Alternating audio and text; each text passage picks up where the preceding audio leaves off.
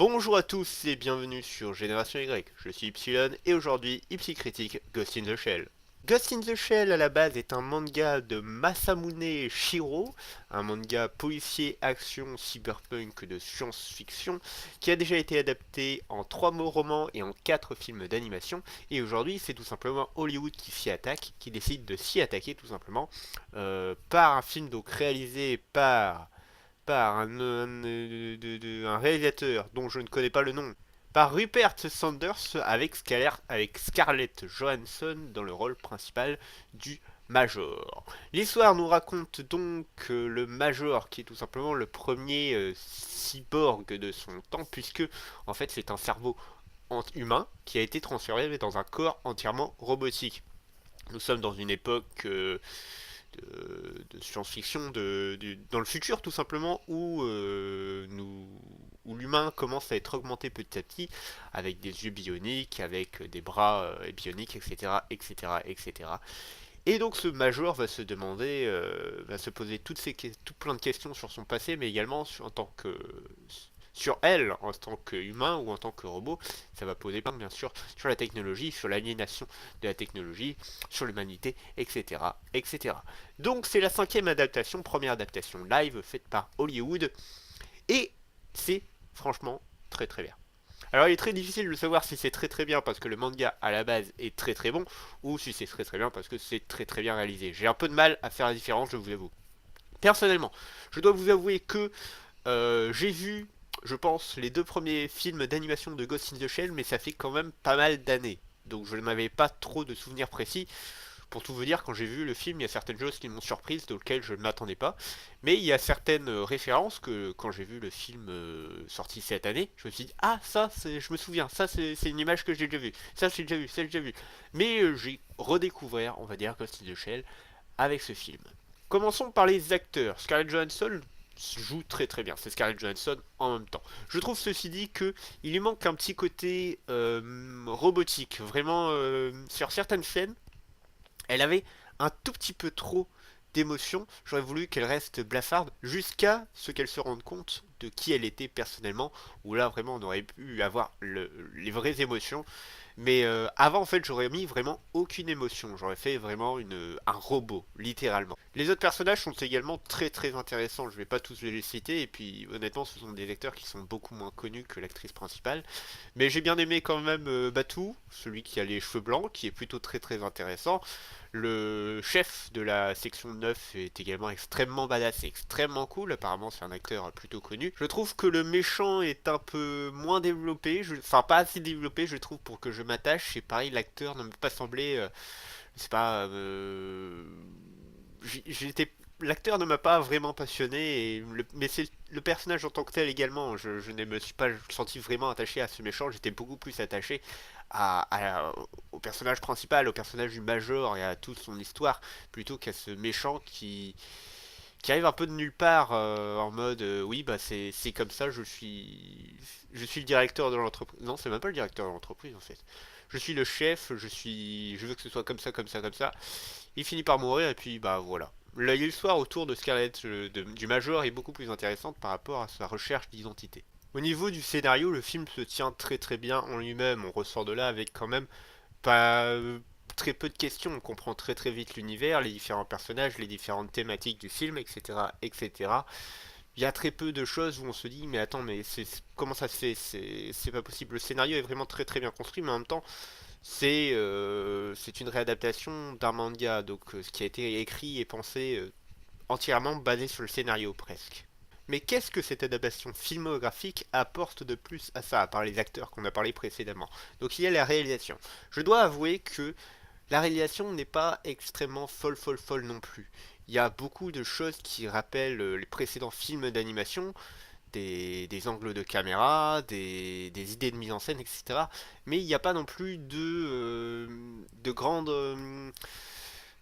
envolées avec la caméra. J'aurais bien vu une caméra presque bionique, un peu à l'image de tous ces personnages que l'on voit, une caméra qui est presque des super pouvoirs. Je sais pas si vous voyez ce que je veux dire, mais une caméra qui est une extension de quelqu'un peut-être, et donc travailler sur ce fait de la robotique par rapport à la caméra qui n'est pas du tout présente. La caméra elle est assez fixe, à part bien sûr les plans qui sont repris du manga entièrement. Il y a également des plans qui sont vus de haut, que j'avoue ne pas vraiment comprendre le sens, c'est jamais à des moments importants, c'est juste pour montrer une action, et c'était pas vraiment utile, j'avoue ne pas vraiment comprendre ce sens-là.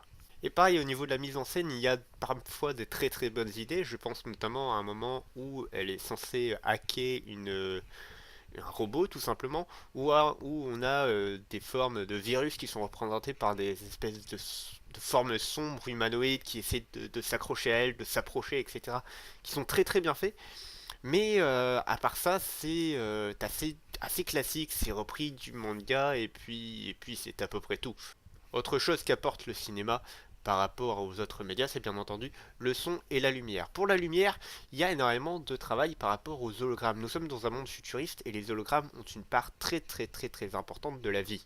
Il y a pas mal de plans sur la ville où on voit des hologrammes qui sont absolument immenses, qui ne veulent presque rien dire tellement ils sont grands. Ils sont tellement grands presque que les passants ne peuvent même pas les voir. Et d'ailleurs, c'est clairement montré puisque les personnages n'y font jamais attention. En réalité, ils passent à travers des hologrammes, ils passent à côté d'hologrammes, ils n'en ont clairement rien à foutre. Un peu comme nous par rapport à la publicité, on passe à côté de centaines de publicités peut-être en une journée, mais on ne les voit presque plus. Et là, c'est pareil avec les hologrammes, et c'est plutôt bien fait. Par rapport à la lumière en elle-même, il n'y a pas vraiment grand-chose d'extraordinaire, à part bien sûr à part les flous que j'ai vu qu'il y avait un espèce de vrai travail dessus. On a plusieurs plans qui sont extrêmement rapprochés sur des personnages, notamment sur le personnage de Scarlett Johansson, où on voit que tous les hologrammes et les lumières derrière deviennent très très flous, deviennent à la limite du rond de lumière. C'est bien entendu une façon de nous dire que on se rapproche d'elle pour essayer de nous rapprocher d'elle et qu'elle veut s'éloigner petit à petit de toute cette technologie, alors qu'elle-même, elle fait partie de cette technologie. Pour parler du son, avant de revenir sur toutes les thématiques que Ghost in the Shell apporte, le son est extrêmement bien géré. J'ai rarement vu un mixage sonore aussi bon. Le son nous fait transmettre toutes les émotions de, de la scène, des personnages, notamment, enfin, du personnage principal bien entendu, mais toute la scène en général. Je pense que pendant 98% du film, vous avez toujours du son qui arrive en arrière-plan, ou une petite gamme, ou des petites basses qui arrivent, rien que pour nous transmettre juste les émotions de la scène, juste pour nous mettre l'ambiance. Et c'est extrêmement bien géré, c'est magnifique. Il y a des scènes où il doit y avoir deux lignes de dialogue, mais on ressent toute l'émotion rien que par ces sons qui sont extrêmement lointains, qui sont presque informatiques, encore le message par rapport à la technologie bien entendu, mais qui sont très très lointains et qui... Il y a vraiment un travail sur le message sonore qui est vraiment très très très intéressant. J'aimerais revoir ce film rien que pour réentendre ce mixage sonore. Pour parler de toutes les thématiques qu'aborde le film, ça serait assez ridicule et assez long de toutes les dire, et je pense que le manga apporte un peu plus de ce côté-là. Mais on va parler bien entendu du fait que par rapport à toute l'alignation technologique, on arrive dans un monde où toute l'humanité dépend de la technologie, à un tel point que même l'humanité est devenue technologique. Il y a très très peu d'hommes, et même ils sont assez montrés du doigt par la caméra, qui disent qu'ils sont 100% humains. C'est presque tout des technologies. Il y a également une opposition très très forte entre le Japon de l'ancien temps, ou le Japon, disons, traditionnel plutôt de l'ancien temps, et bien sûr ce Japon technologie. Euh, L'image la plus forte, c'est bien entendu la geisha. La geisha, vous l'avez vu dans la bande-annonce, c'est tout simplement donc cette image de ce personnage féminin qui était d'ailleurs joué par des hommes dans le Japon traditionnel, qui est une femme plutôt très très belle avec des vêtements amples traditionnels japonais qui sert le thé et qui est dans le monde de Ghost in the Shell interprété par un robot de pure technologie et de pure aliénation, puisque même son rôle sera d'attaquer l'humanité. C'est également présent par le personnage du directeur de la section 9, qui est quelqu'un de très sage, de très vieux aussi, tout simplement âgé, qui a un peu l'esprit samouraï, mais qui, d'un autre côté, est chef d'une section qui est entièrement basée sur la robotique, sur l'informatique et sur les hackers. Et bien entendu, cette opposition est également faite par le biais du personnage principal du Major, qui à la base était tout simplement une opposition totale à la technologie et qui aujourd'hui se retrouve en pure technologie. Personnellement, j'ai vu beaucoup de messages et beaucoup de références à tout simplement la trilogie Matrix. Bon, c'est probablement parce que je suis beaucoup plus attaché à la série Matrix, je l'avoue, mais dans tous ces rapports par rapport à la société et à la technologie, mais également tout simplement par rapport à l'humanité. Je ne vais rien dire de la fin, mais la fin paraît assez ouverte et peut nous sembler avoir tout simplement être un début pour peut-être des suites. Franchement, ça m'intéressait énormément d'avoir une suite à Ghost in the Shell, produit par Hollywood et avec Scarlett Johansson. Je pense que c'est du très très bon boulot. La réalisation n'est pas folle, comme je vous l'ai dit précédemment, mais c'est une bonne adaptation qui reprend les bonnes idées du manga de base et qui, ma foi, je le gère très très bien et qui a franchement un mixage son qui est magnifique, je vous le redis encore. Si je devais absolument chercher quelques petits défauts, je dirais que certains effets numériques sont un peu moins faits par rapport aux autres. Je pense à une séquence qui est sous l'eau, qui m'a paru vraiment très très très très très fake, surtout quand on la compare à la première scène du début qui est pur réalisme, c'est assez incroyable. À part le plan sur la main de Scarlett Johansson où on voit que c'est vraiment son personnage alors que toutes les images avant sont faites par de la synthèse, là le plan paraît un peu trop et traduit totalement la scène en fait. Mais à part ça, les effets spéciaux restent de très très bonne qualité. Autre petit défaut, c'est tout simplement l'esprit assez cliché japonais qui en ressort. Enfin, c'est même pas l'esprit ou des clichés en réalité, c'est tout simplement la manière de penser japonaise. Quand vous connaissez un peu la culture japonaise et que vous avez vu plusieurs mangas, ce que vous allez voir dans ce film ne va pas non plus vous surprendre, vous dire oh mon dieu c'est incroyable. On est sur un mode de pensée très très japonais que vous avez sûrement déjà vu par rapport à l'honneur, par rapport à l'humanité, etc. etc. C'est pas non plus criant d'originalité. Mais en même temps que Sin Shell maintenant comment on va avoir plus de 20 ans. Donc c'est un peu normal que ce soit non plus pas l'idée originale du siècle. Mais je le redis, c'est quand même extrêmement bien géré. Les scènes d'action sont également très très bien faites, j'ai oublié de le préciser. Beaucoup de références donc au travail des précédents films d'animation, mais également au cinéma en général. J'ai vu par exemple beaucoup de références au cinéma japonais de John Woo. Quelque chose que j'aurais aimé voir également et qui je pense m'aurait plus aidé à m'identifier au personnage du Major, malgré que je pense qu'on s'identifie plutôt bien au personnage du Major, tout simplement la destruction de son corps. Honnêtement, il y a une scène je ne vous dirai pas comment, mais elle se blesse au bras. Elle regarde sa blessure, elle dit oh là, je suis un robot, etc. Sauf que c'est qu'une blessure au bras, c'est presque une écorchure, juste un morceau de peau qui part et donc elle voit l'intérieur. C'est pas très très flagrant. Je pense honnêtement qu'il aurait été beaucoup mieux de l'avoir dès le début, une destruction réelle de son visage ou même de son corps. Alors vous allez me dire, plus tard il y a une bombe qui lui explose à la tête. Oui, mais on ne le voit pas on voit pas du tout l'effet de la destruction sur ce corps.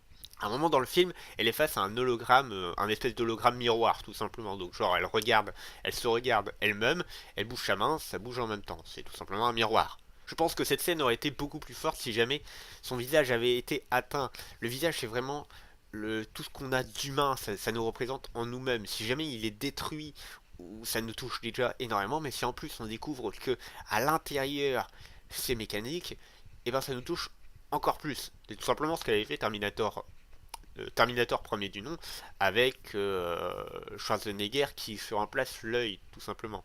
Malgré que c'était beaucoup moins fait parce que c'était fait avec une maquette du visage de Schwarzenegger, mais passons.